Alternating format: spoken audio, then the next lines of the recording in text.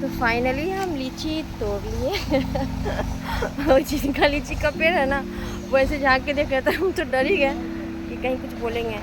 लेकिन हम बोल दिए थे, ईमानदार हम बहुत हैं।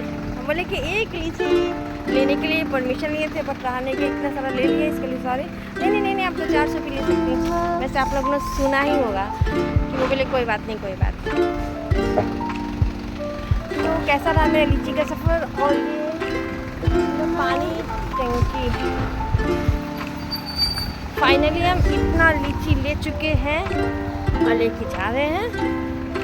बहुत मज़ा आया, खुद से हाथ से तोड़ के खाने का मज़ा कुछ और है। क्या वो लोग दे रहे थे बट हम तोड़े नहीं। ये मेरे भगना जी है, ये भगना जी है। देखा देखी गए थे पीछे पीछे, वो लीची मामी को ढूंढने गए थे और मामी भी मिले और लीची भी तोड़ ली इसी बहाने।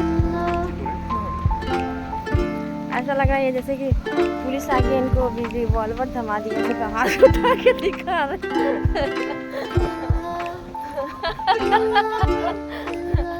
चुप करिए, तेज बनिएगा, तेज बनिएगा। आए अभी, हम आए अभी। मुँह फोड़ देंगे अभी, रुके।